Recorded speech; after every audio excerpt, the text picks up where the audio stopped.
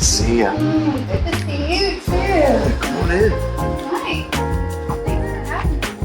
I really like this one because it's actually a bleach sugar-free cocktail. So anything that's in it that's sweetened is only going to be from honey and then just natural sugars from the fresh fruit that go into it. Nice. Strawberries. Nice.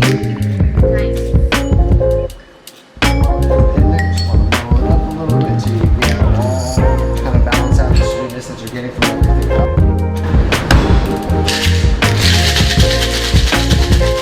Just a little bit of sweet butter.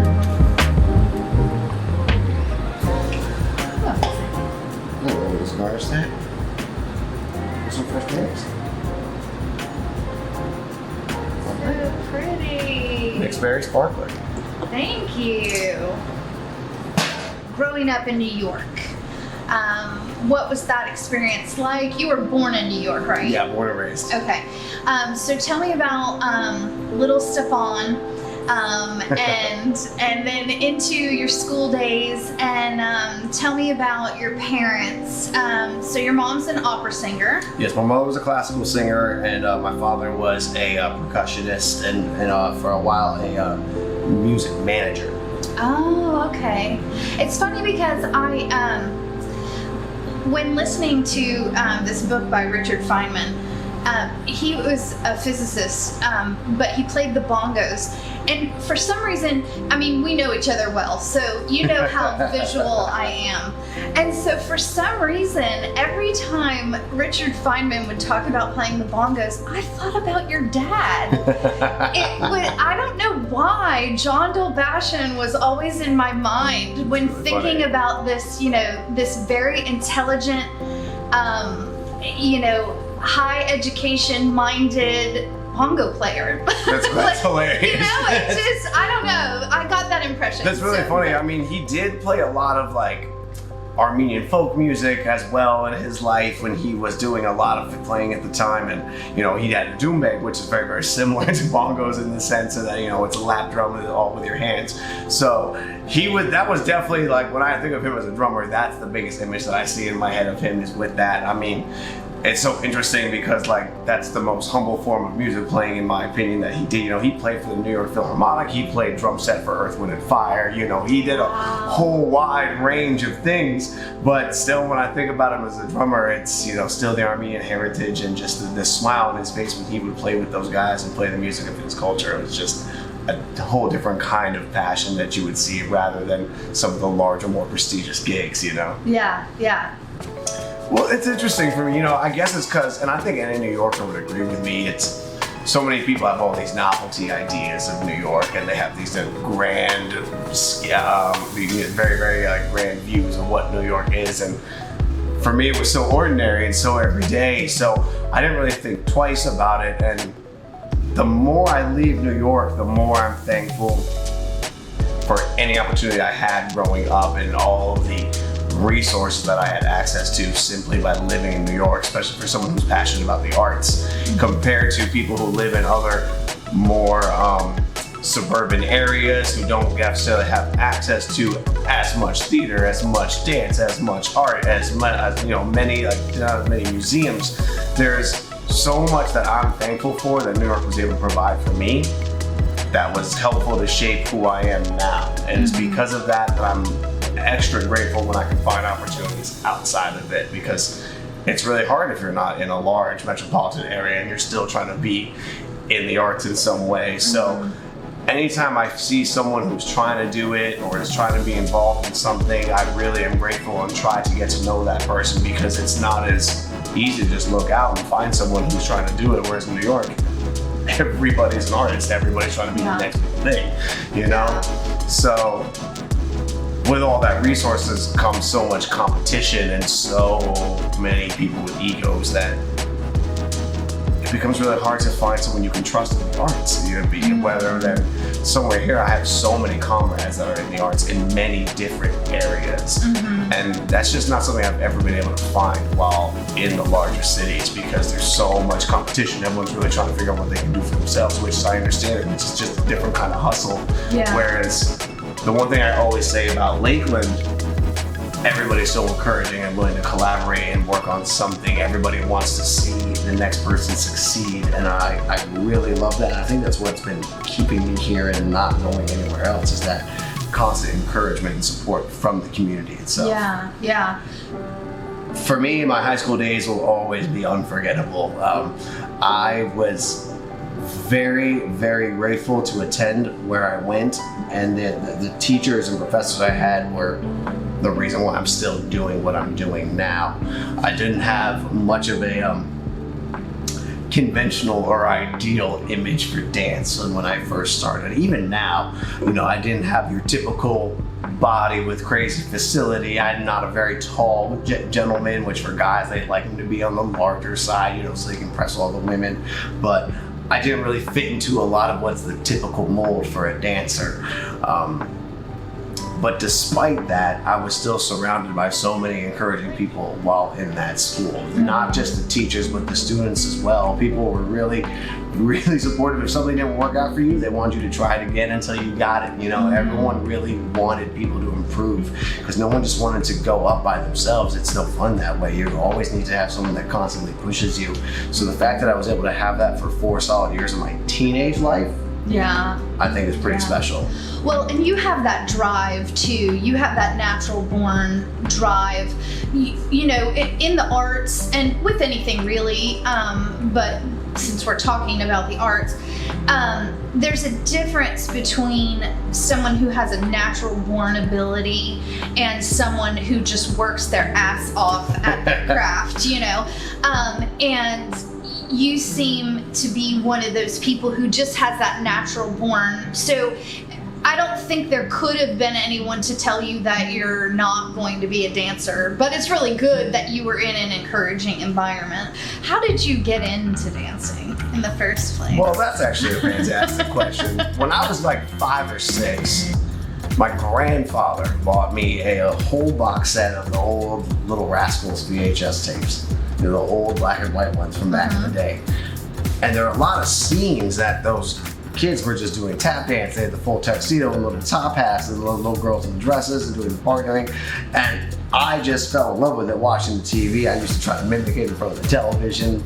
And my grandfather was the one that first saw me doing it. And I don't know if I met ever a larger Fred Astaire fan than my grandfather. He loved Ginger Rogers, he loved all Fred's movies, and to him that was what a star was. So the minute he saw that I had any kind of interest in something like that, he was very encouraging. He talked to my parents, I talked to my parents, and I started at the tender age of 6 years old in tap class.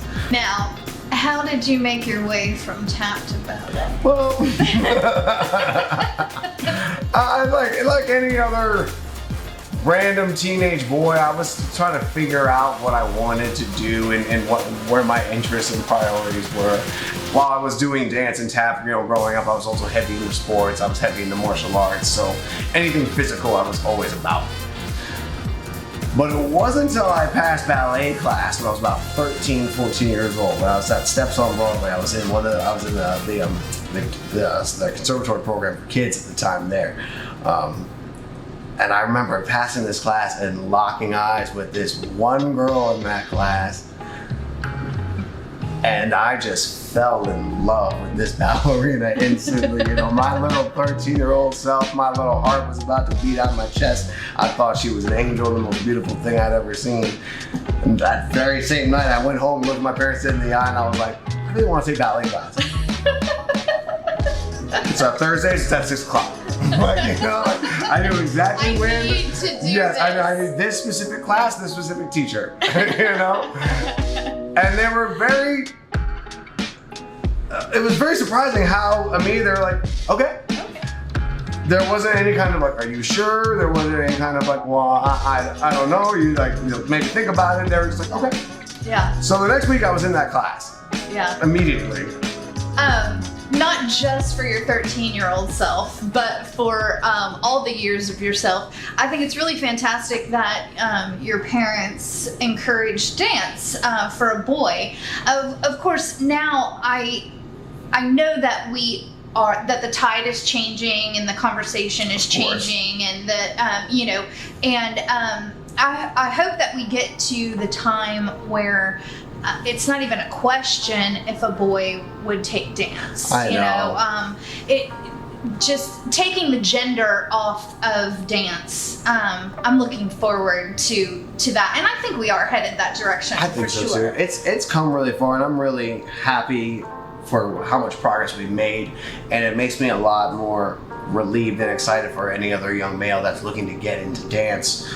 I was one of the very, very lucky ones who had mother and father and everyone else encouraging me to do it. Now, did I have problems? Sure, I definitely got into some fights outside of school with other people and whatnot.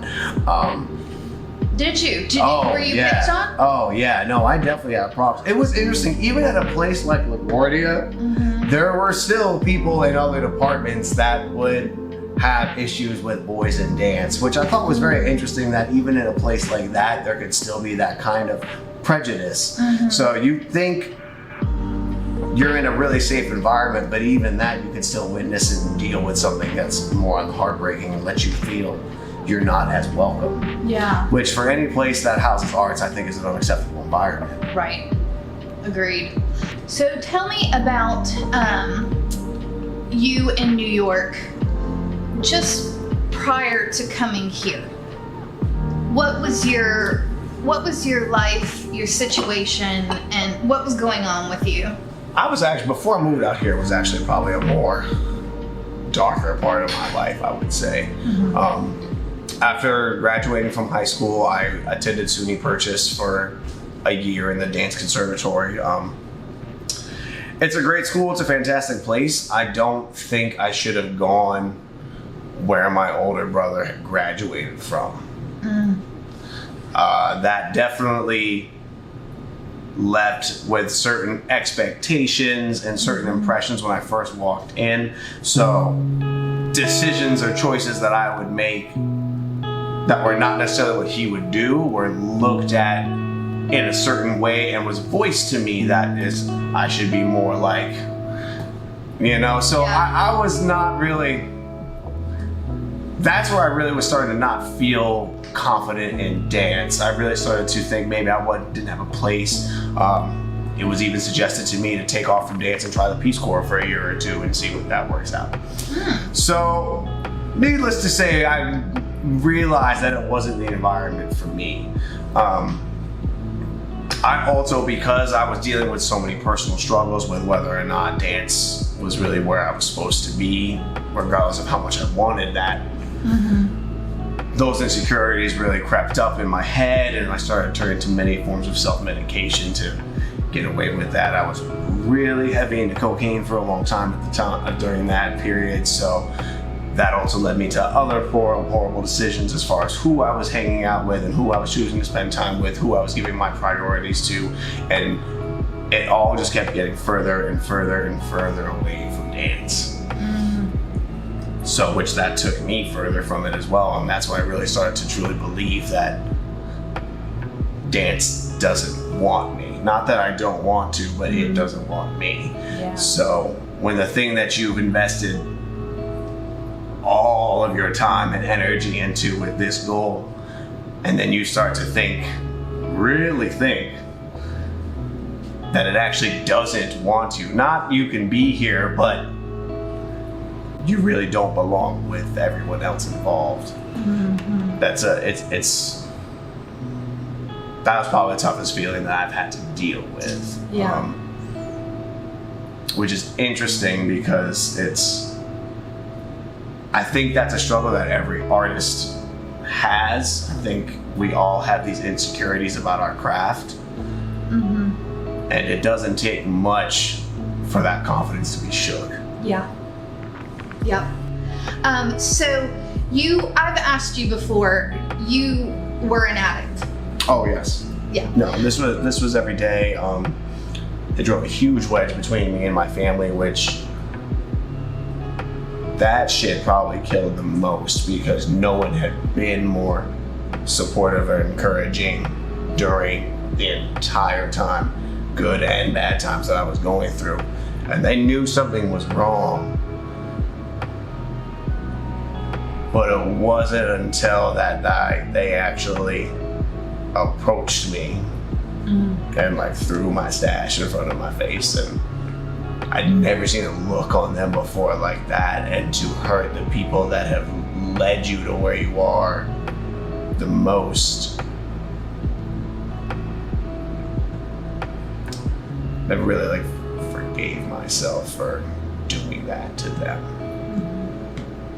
And there's not really anything I can do besides just continue to be a great member of the family as much as I can. But that'll never go away. That image will never be erased. That is known forever. So regardless of whatever positive things I may do, I know that that's always there. And whether they forgive me, which they always say they have, and I'll always feel like I don't deserve it, I don't think I'll be able to ever forgive myself for that kind of pain that I put on my own family. Yeah. So when you were using, how did that wreak havoc in your life, particularly your dance life? Oh, well, I mean, the choices were either go do a bag or go to class. And the choice was always go do a bag. So you were skipping class. Did you miss, were there opportunities? I thought that you had told me at one point, correct me if I'm wrong, but you missed out on an opportunity because you missed an audition, or you missed too many classes, you missed something. I was accepted into a summer intensive, a really great summer intensive, and I was there for the first day, and then I never showed up again. Yeah, because I thought I had better things to do. What was the breaking point, and what got you sober? Or what got you headed in that direction? Well, in sober direction. Really what the ultimate thing was, during that time I was also in a very, very poisonous relationship with somebody at the time. And we were addicts together, nothing pairs better together than two people who are into the same drug. So that was also another huge distraction in my life that took away from what I should have been doing. She ended up pregnant. I was a senior in high school, the summer after my senior year. When that happened, we had agreed to stop, try to go clean, see what we can do about the situation. And just like any other addict, of course, that did not last very long, which resulted in a miscarriage of the child. So it was that loss that really woke me up to something. Because when I first heard the news, I thought I started to make a huge life transition, or I was like, okay, I need to actually make a lot of lifestyle changes. I could be a dad at some point, and then doing all that mental prep and getting ready. Even all that is ripped from you. So you're trying to recover for a certain reason, and then that whole reason gets torn apart. And I didn't know where to go next after that. I knew exactly what I wanted to do, but when I told my dad, I thought he was gonna be furious. And I'll never forget, I went in, told him everything about the summer intensive, told him everything about the pregnancy. And that man just grabbed me and hugged me. And that was it. All he did. Yeah. That's all I needed. Yeah. Was it kind of a catalyst for you then so you had two directions you could have gone.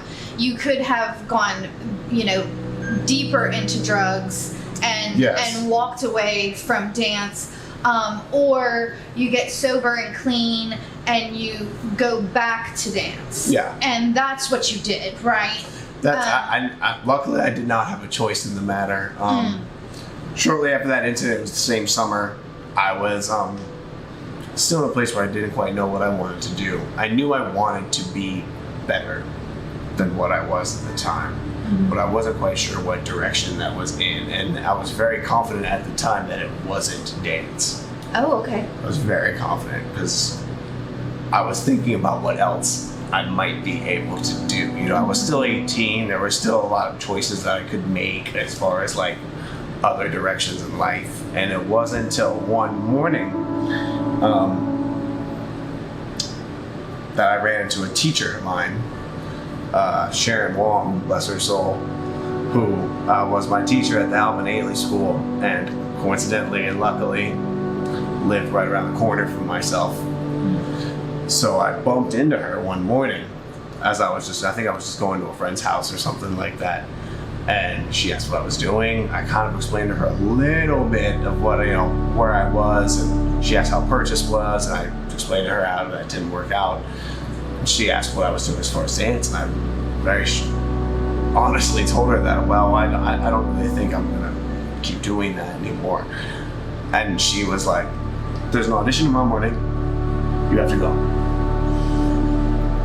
And I was like, I don't think, and she was like, there's an audition tomorrow morning, you have to go.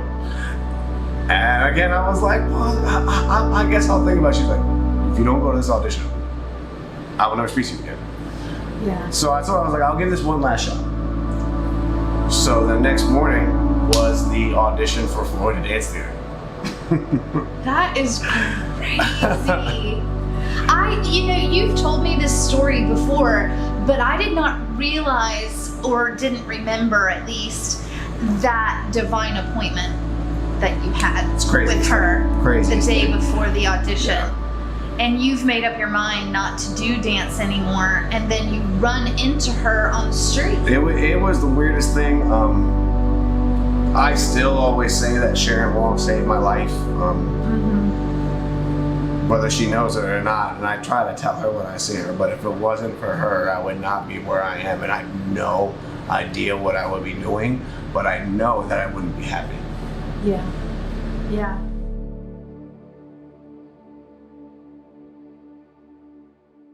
So the next one is a lavender lemonade.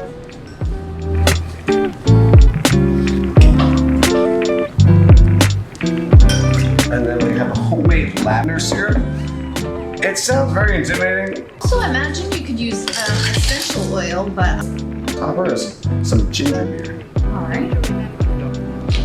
So a little bit of bite from ginger helps to bring out some of the more herbal notes in the lavender. Okay. And as far as how much ginger beer versus water you want to use, it's kind of really up to you. If you like a lot of that ginger bite, you can add more to it.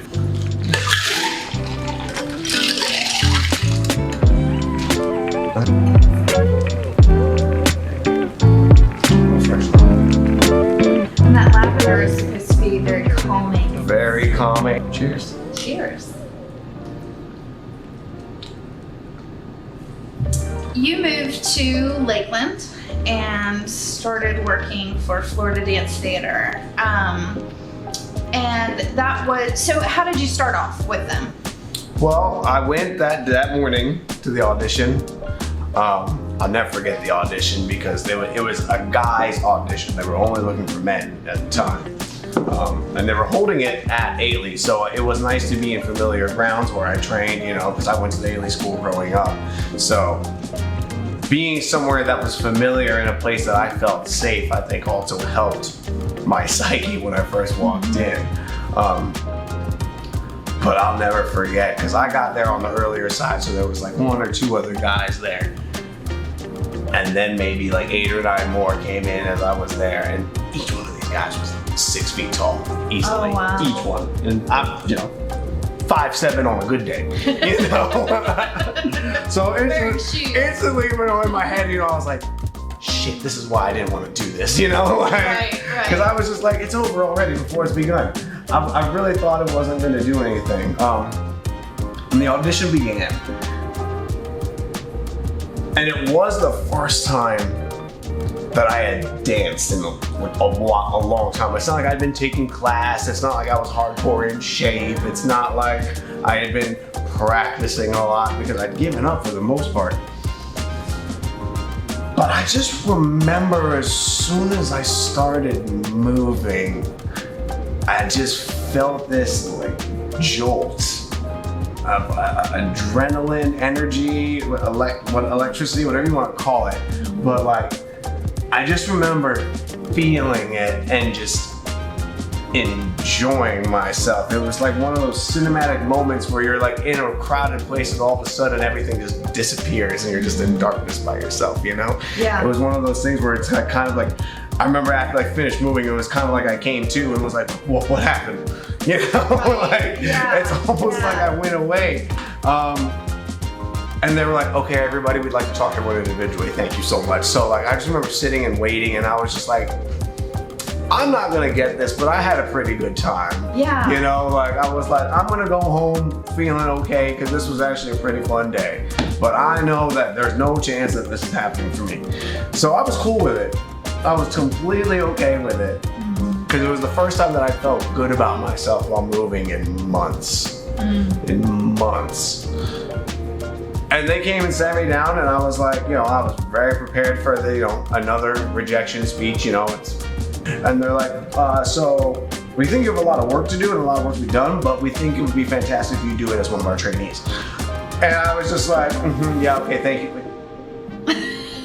What? You know, I didn't believe it. I thought they were fucking with me. I thought something was being done. I was looking around for the camera, Right, you know. And even as they were like continuing to converse, I was still kind of like,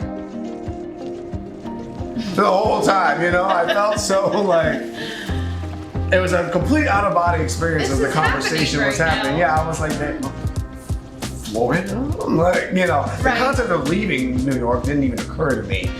That I didn't even get that far in the thought process of auditioning for them, you know? You hadn't even had those thoughts running. Yeah, exactly. And I was just like, wow, okay. And they were like, well, thank you so much. And I was like, they were like, please give us a call, you know, as soon as you think about it. And I was like, okay. And they're like, you know, you can give talk us in like 2 weeks. So I was like, sure. And I just remember walking out of the room and just kind of like, I was in a trance. I went and got changed. I walked home. I didn't even get on the subway that day. I remember I got home. Everybody was home. Everybody was home. And everyone was just like, how did it go? And I just looked at them and I was just like, they want me to move to Florida. But no hesitation, my mother bought me my plane ticket, gave me $60 and sent me away, and that was it. Sent you off to live in Florida with $60. One-way ticket, $60 in a bag. That was all I had. That was all she could provide, and she worked really hard to make it happen, and I love her for it. A couple weeks before I was supposed to actually leave, I was supposed to head out, and I think it was August.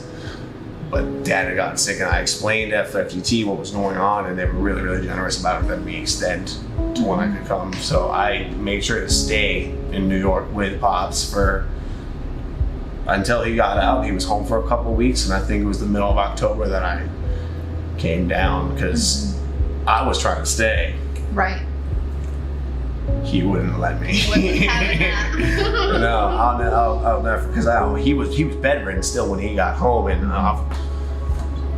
standing there, sitting next to the bed, watching TV with him, and you know, I'm explaining to him. I was like, you know, I don't necessarily have to go. Like, you know, I can just stay here. He grabbed my ass by the collar. He goes, look. He's like, if you fucking stay here, I will never forgive you for that shit. And I was just like, yes, sir. You know. Right. He was like, good. Right.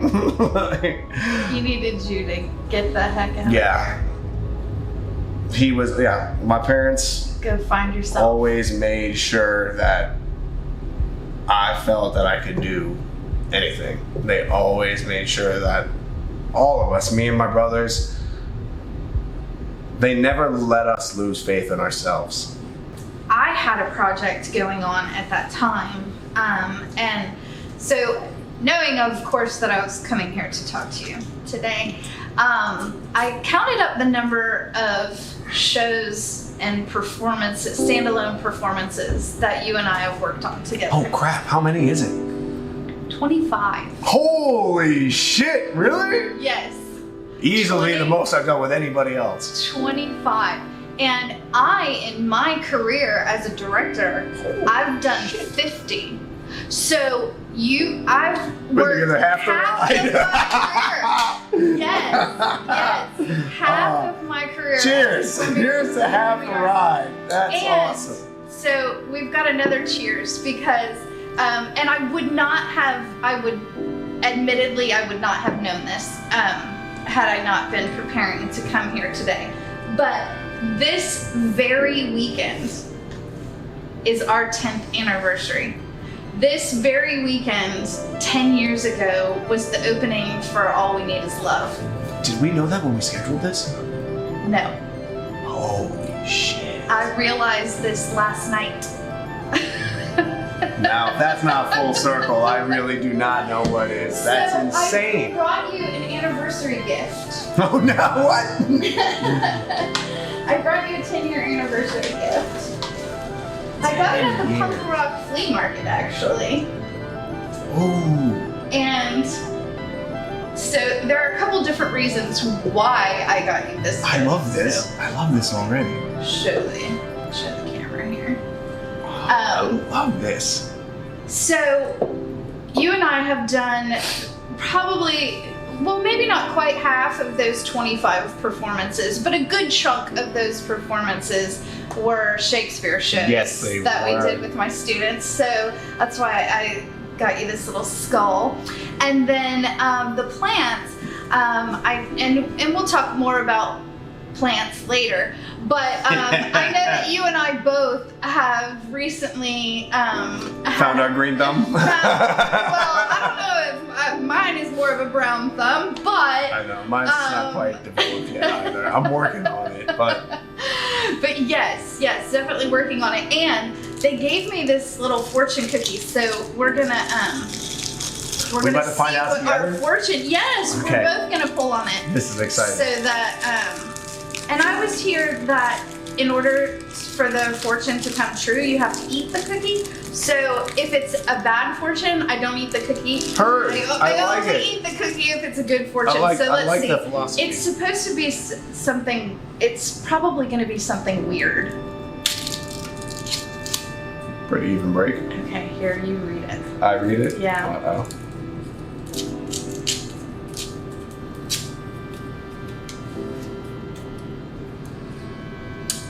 Is it ridiculous? It's actually very great for you. Oh. Oh, wait, I'll let you judge. Only for me? You will live a long life with crazy hair. Oh.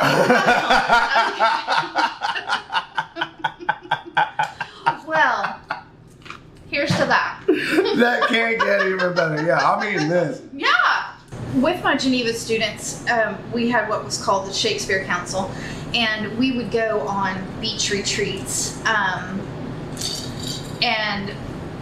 during summer and plot out our next Shakespeare show, you know, the theme of it and the look of it, plan which scenes we would do and that kind of thing.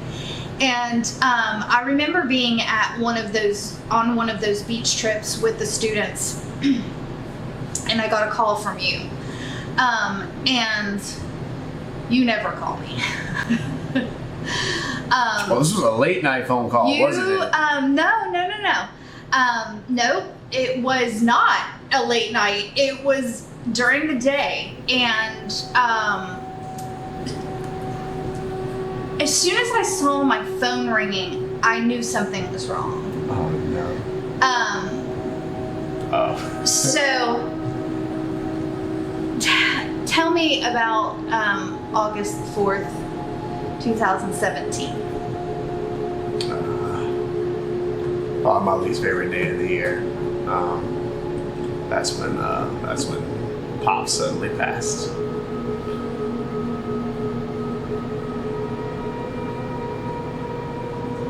Yeah, that's still. It's been several years, you know, at this point, but it doesn't hurt any less.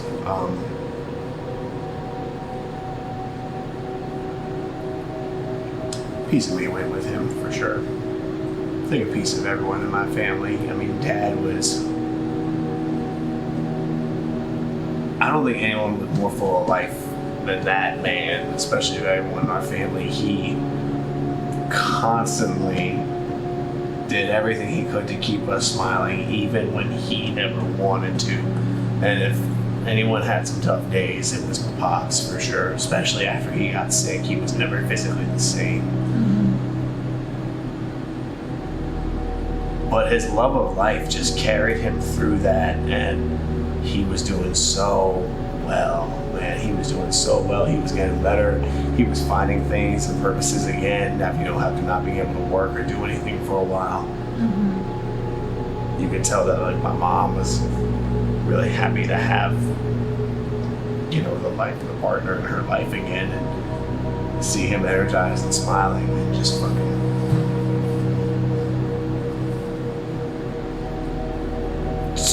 gone out of nowhere. Heart attack out of nowhere, but I still feel really robbed. Like, really robbed. There was so much I still had to do with him and wanted him to see, and I know that there was a lot more that he wanted to do and see. I know that that man was not ready to go. So I'm still really angry about it. I'm very upset at the world, and I've become a lot more cynical about other people that are able to walk around. All the shitheads still here, and that man had to be taken. It's fucked up. It's not fair. Yeah. And I've learned several times that life isn't fair. But that one left me still with a lot of anger that I have yet to figure out how to manage.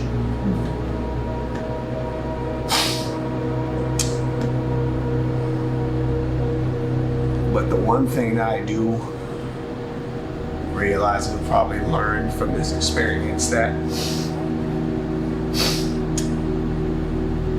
bad things happen to really good people that don't deserve it.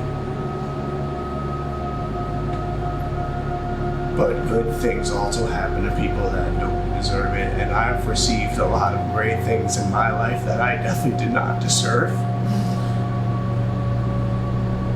So I always try to remind myself of that when I think about it. I have a family that still loves me, and we loved him, and I was so blessed to have a father that encouraged me so much in so many endeavors that I was supposed to fail, and he never let me. And I've been blessed with a beautiful fiance in my life who is constantly reminding me every day that I have love, and so many people don't. And even when I thought I lost a huge part of that, she's helped keep me together, hold it together, and not go back to certain places that I've been in the past. It seems like something happens to Dad every time I would fall into darkness.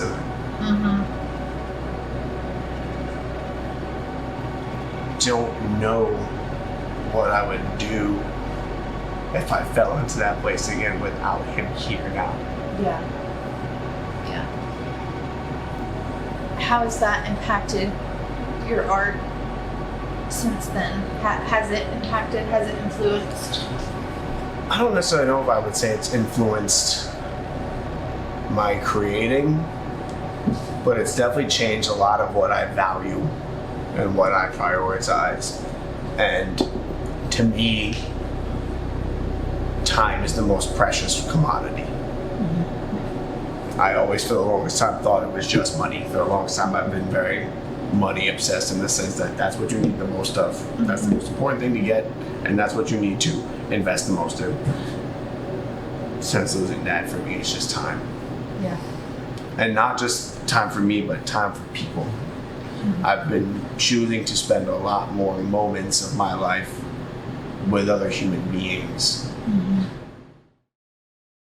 So this is a very fall cocktail. Okay. Again, So this is a spiced turmeric syrup. So it's mostly turmeric based, but there's also a little bit of cinnamon and allspice in there just to give it a lot of that warm fall flavors.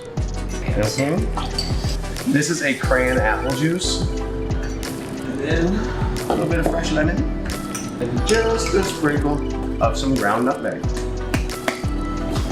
This is gonna be so spicy. One.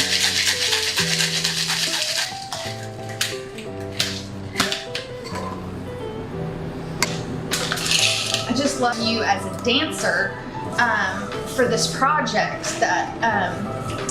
But you are really kind of a mixologist too, which is If you want to use the fancy word, yeah, we can definitely use the fancy word. Myself up, so I always just say bartender. Bartender. Yes, but you make recipes. I do. You create unique recipes and. There you go. So you can sip out of the glass, or I would like to have fun. I was gonna say, I thought I saw you drinking out of Just to give it a little kick. the cinnamon stick there. I think I'm gonna try it. It's been a very confusing past few months for me, for sure. And I'm not just talking since July or anything. From probably about 5-6 months at least now. And interestingly enough, I was really hesitant to be a part of this specific project because of it. And I'm doing a lot better with dealing what I've been dealing with, and I actually feel a lot more hopeful about it than I used to be. But the whole reason why I was really hesitant about it is because this whole project is based on the art of recovery and whatnot, but for the longest time, and still I'm not quite sure how to deal with it. I'm figuring it out, but my art has been what's been damaging me in the head. I've had a lot of questions lately on whether or not dance is still what I need to be a part of. And going back to what I was saying way earlier when I was dealing with, 18, 19, does dance still need me? Do I still need to be involved in this for any reason? And I think, when I first turned 30, it wasn't exciting for me or anything like that. And I don't think, for anyone in dance, the older you get, the more excited you get, because dance is all on time. It's a very, very limited career, and if you don't reach certain points by certain times, other things are supposedly never going to happen for you, etc., etc. There's all those stigmas that we're taught and that are instilled in us. So I think having certain expectations and plans in my life of where I was hoping or originally planning dance to take me, or where I would arrive as far as my own personal ability would have been reached, and I'm struggling with feeling like I haven't reached those goals. Ergo, I don't think this is what I should be doing anymore. For the longest time, I've felt that my identity is defined by my successes in my craft. And without constant success and upgrades and new opportunities and new levels to reach, you're failing at what you're doing. So even though it sounds like, I'm the artistic director of Florida Dance Theater, and I love it, and I am very grateful to be doing what I'm doing as far as having a career in dance, but I'm still another artist that has to bartend. You know, even someone who's in a position of authority and running an organization still needs to have like a supplemental income. You know, things that for years I thought when I reach this point I won't have to do this anymore. When I reach this point I'll be able to have this because I worked so hard. So it's just like what you were saying earlier, things should be easier at this point. I've done so much, so why isn't it coming back to me? Yeah. But I've recently started to learn. I always thought that I'm defined by dance, by my art, but I'm not letting myself be involved in it. You know, I've blocked myself from participating because I don't think I'm good enough. But if I continue to block myself, how the hell am I going to get any better at what I'm doing? Do I and it almost gets to a point like, do I even deserve to be in there? Because I don't feel like I should. And I've always told myself, well, you should only go in if you're confident enough to go in. So the standards I think I put on myself have really, I'm looking at in the wrong ways. Yeah. It's not necessarily I've been telling myself the wrong things, but I'm looking at it through the wrong perspective. And I've always let my voice be defined through dance. And I'm not letting my voice and my dance be defined through me. And that's what I should be doing. Yeah. I've removed the artist entirely and expected to just be the dancer. And it's so empty, and it's what I always yell at people for. Yeah. Dance is nothing without your humanity. Dance is nothing without you. Yeah. And I've always had like certain physical obstacles that I've had to deal with that I've chosen to not accept for the longest time. And I haven't been okay with being me because I never thought that me was enough. For dance especially. For dance, you know, I'm surrounded by fantastic artists all the time. The one thing I always tell everybody at FTT is I'm so gifted to have such talented artists in the room. Like me, someone like me who was never supposed to succeed in this field and was told that he probably wouldn't. I get to have people of that magnitude at my disposal, and that to me is just a treasure that I will always hold dear, because I was told so long that this is not what I was going to do and I shouldn't do it because it's going to be hard or it's not going to work out. And no, it hasn't. Things have not worked out the way I thought they were going to. They've worked out way fucking better. You know, it's gone way better. And I was so fixated on what I don't have and what I haven't done. And I haven't for the longest time stepped back to look at where I am and what I've accomplished, because we always forget where we come from. We get somewhere great, we forget where it was that we were at. And I just keep thinking I need to keep moving forward. And it wasn't really till I actually looked back and realized there's a huge path behind me that I've already traveled. Like there's a huge road that's been traveled. Don't have to go back it. I can keep going forward, yes, but I never really realized how far I made it, especially coming from, you know, borderline fucking crackhead status. So like, I'm just now learning to be okay with a lot of these realities. But the biggest difference that has changed and why it took so long is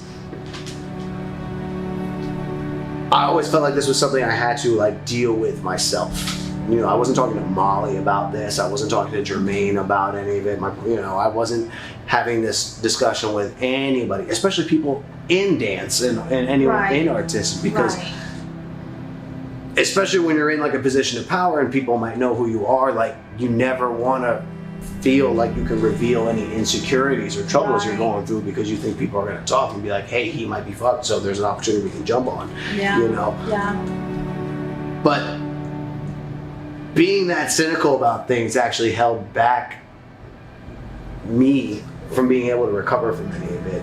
Yeah. It really wasn't until I started reaching out to people like Larissa or, you know, my brother or even Molly at home.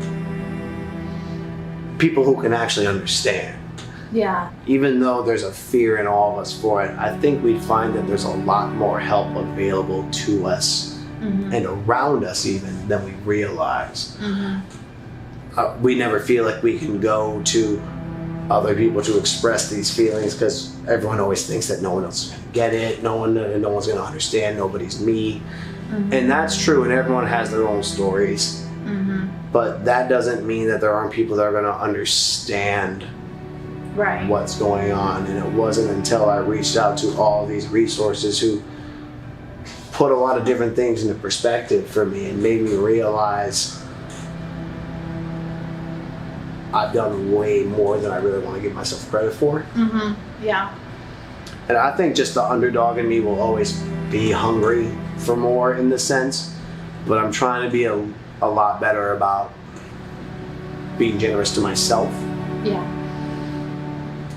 Because if I don't think I'm going to be able to continue to create. And it's only now that I've started opening up and talking to people about it that I've even felt urges to continue dancing. Like, I haven't danced with FTT in a long time. Yeah. I generally hate doing it. I hate dancing my own work. I don't want to worry about myself as like a personal artist while having to really worry about the larger picture. I always thought it was selfish for the longest time.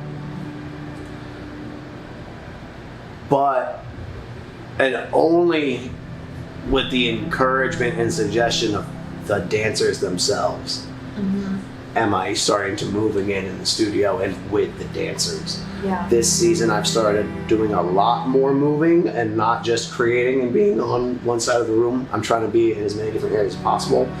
And as much harder as it is, it really is hard to direct yourself. It's way harder and, you know, way more physically demanding in a way that I haven't had to demand of myself in a little while since I've been directing. But I also haven't had this much fun in a long time. Yeah. Especially while dancing. I've not enjoyed dancing in a long time. Yeah. And I'm really starting to find it too again. This past week I had fun in the studio. I had a lot of fun. I'm working on some really great things right now. And it's only because that other people were like, you need to do this, or like, nobody else can do this but you. Or just people being like, we can cast them, sure, but you're going to do a better job. It's only because my own dancers, not my friends, not like coworkers, but people who work underneath me came up to me and they're like, oh, we don't think you're doing this to yourself correctly. So, but that's only because I felt that I could tell them what the hell was going on. Opened up about it. You know, like these are people who, for the most part, there's a few new ones in there, but a lot of the people still there, I came up with, you know, like, I've been there with them for several years. I was just a company member with a lot of them for a long time before I was their, you know, supervisor or their boss in the studio. So having that deep connection with your artists is also something that I'll be really thankful for, because I don't think I would have that if I went anywhere else. I think if I was any other dance environment, the director to dancer relationship would be a little bit stricter and a little bit colder, which unfortunately in many ways it needs to be that. I just happen to be in a very unique situation where I can have that wonderful relationship but gain the same kind of respect from these people. So I love every single person in that studio with all my heart. So it's interesting to me that recently you and I both have fallen in love with plants, flowers. It's teaching me a lot. And even, you know, I've had some failures, and especially in the beginning process. But it's not like I didn't get like that discouragement that I often do when like I fail at something. You know, it's still like I'm like, okay, so next time don't do this. You know, like so. I'm finding it a very constructive learning experience while still being able to you know, I'm outside, I'm still being physical, I'm still able to use my body in a certain way, and I'm also literally cultivating the life of something else. Yeah. So there's some kind of being magic able in to it, have right? that, yeah, and you know, it's teaching me, you know, you can't rush the greatness. You know, if you want it to grow to its fullest bloom or whatever you will, it requires patience and the right amount of love, and too much will damage it, and not enough will also damage it. So like, it's teaching me so many parallels of life. Exactly, and each one needs to be loved its own individual way. Just kind of very much like all of us. You can't love every human being the same. I know, and it's taught me so much about how to treat people and just how to be patient with other people as well. Yeah, and that they don't all including myself. They don't all require the same amount of water. Right, and like, that goes for people in your life, but those are also principles you can take to yourself. You know, you can love yourself too much and too little. You can be impatient with yourself and rush things. So like, you need to literally grow yourself to a tailored way, like any other flower or plant needs to. I like it. Very philosophical. Oh shucks. It's too many of these. This one. All right. Well, I don't feel like there's anything we left out. What do you think? Love you. I love you too. This was great. Thank you. It really was. Yeah. Thank you for sitting down with me. Anytime. And making me a spiced apple drink I did not like. You grew to love. A spiced apple See, drink. I loved you the right way. That's Yes.